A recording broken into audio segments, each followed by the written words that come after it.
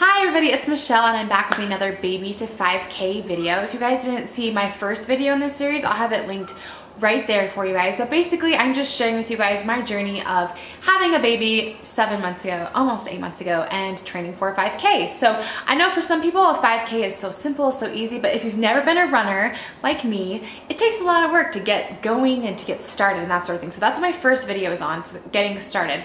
And this next video, I wanted to share with you guys some of my training tips. And I am not a personal trainer or professional athlete or anything like that, but I've done a lot of research. My husband is a triathlete. I've done a lot of this myself, and I just want to share with you guys what has worked for me in order to train for my second 5K that I have actually next week. So let's get started on training tips. Okay, so you've had your baby, you've gotten the okay from the doctor, and you want to run a 5K. Like I said in the other video, sign up for a 5K, and then now you need to start running. People that are starting to run usually worry too much about the numbers. So they're too worried about, I want to go run a mile, or I want to go run for 5 minutes or 10 minutes. And I think when we get too obsessed with the numbers, we don't enjoy it as much as we could. And what I usually do is I have my running app on my iPhone, and it's called, there's multiple, there's Nike Run, there's Runkeeper, I have Strava. You guys know I love Strava.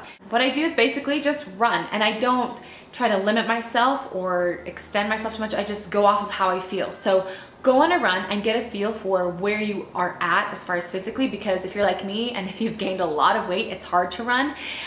So basically just go, and if you're exhausted, then stop. If you're like me, I don't like to stop because I feel like it makes me more tired, so I just run really, really slowly, but I still feel like I'm moving, if that even makes sense. And then when I get home, I can look and see, oh, I ran 3 miles or 1 mile or 2 miles. You can kind of gauge and see where you are from going on that. So what I like to do is kind of like surprise myself, I guess you can say. Just go on a run and go off of how you feel. So if it's hurting, then just slow down. If you feel great, keep running. Make sure not to exert yourself too much because you don't want to get injured.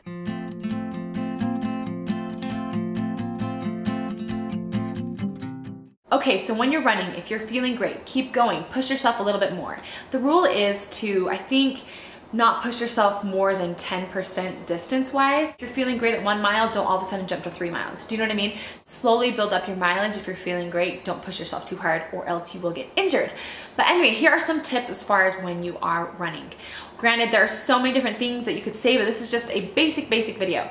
The biggest thing to do is to make sure not to clench your fists when you're running. Make sure that your hands are relaxed. I always do this when I'm running. I always have to check myself. If I'm getting kind of stressed or if I'm exerting myself, you tend to clench your fists. So make sure, I always have to like stretch them out and make sure I'm not clenching them, and make sure that they're nice and relaxed. I don't know if you guys have seen some Olympians that wear really long nails when they're sprinters, and this is, I've read and I've seen multiple interviews that they do that so they don't clench their fists at all, so their hands are just like nice and straight, and it makes you run faster. So don't clench your fists.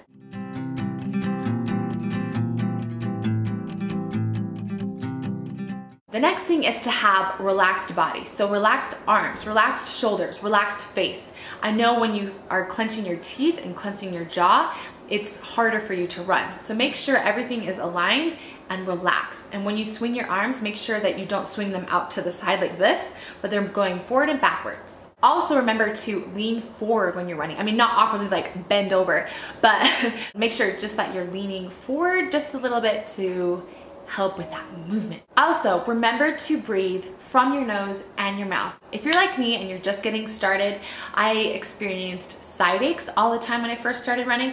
So how do you alleviate side aches? One thing that I remember that a lot of my friends that used to run cross country do is they would pinch their side that had the side ache, and that would help make it go away. Also, something that is huge, my husband took a running class at Brigham Young University, and the running coach, he was a BYU track coach, taught them to make sure that they exhale all of their air out of their stomach, and that will help take away that side ache pain. So if you're feeling a side ache, make sure that you're worrying about your breathing and controlling it, and exhaling all of that air out so you don't have that side ache. And when you're breathing, make sure that you run on a good pattern of breathing. So I copy my husband. He does the I know that sounds weird. What am I doing this video about? If somebody just comes to this video at this point, they're gonna be like, what is going on? So I apologize to anybody who just came into this video at that moment in time, but I'm just teaching you how to breathe. Everybody has their own breathing patterns, but that's the one I use. And it's simultaneously your mouth and your nose. So it's not just you know, not just your nose, not just like a dog. Here, this is like this is turning into like a crazy video. I am so sorry. But breathing is so important. It will help you run. And I will go into more detail if you guys want me to. So comment down below and let me know if you want any more detail on any of these things that I'm talking about. Okay, so you have the correct form. You are breathing correctly. Now you need to know really how to train. Don't push yourself too far, like I said earlier, but there are 3 main things that you need to worry about when you're running a 5K. The first is distance, so you need to slowly build up the 3.1 miles. The second thing are hill repeats, and the third are speed intervals. So once you start going and you start realizing, hey, I can run a mile, hey, I can run 2 miles, what you need to do is not do the same run every single day. You need to switch it up so that your muscles are developing and different muscles are developing. So what I like to do is I have a distance run, then I have a speed run, then I have a hill run, and I do this like in a row, 1, 2, 3, 1, 2, 3, 1, 2, 3, and that really helps change it up so my body doesn't get used to doing the same boring run every single day. So I always do a distance run where I push myself a little bit farther than I normally run. The next day I do speed intervals where I will run as fast as I can for 1 minute and then run at a slower pace for 2 minutes. Run fast for 1 minute, slower for 2 minutes. That's how I do speed intervals. There are so many different ways, and I can also go into more detail if you guys want, but that's the basics of speed intervals. The next thing are hill repeats. So I'll go on like an easier run, and then at the end there's a huge hill right by my house, and I sprint up, sprint up, sprint up, and just go back and forth as many times as I possibly can. But that has drastically changed my time, and I think hill repeats are so important.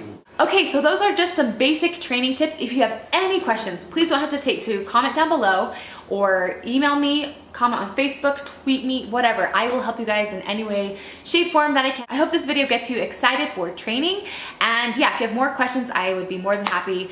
Oh, Max is awake. I'd be more than happy to help you. So thanks so much for watching. So talk to you later. Bye.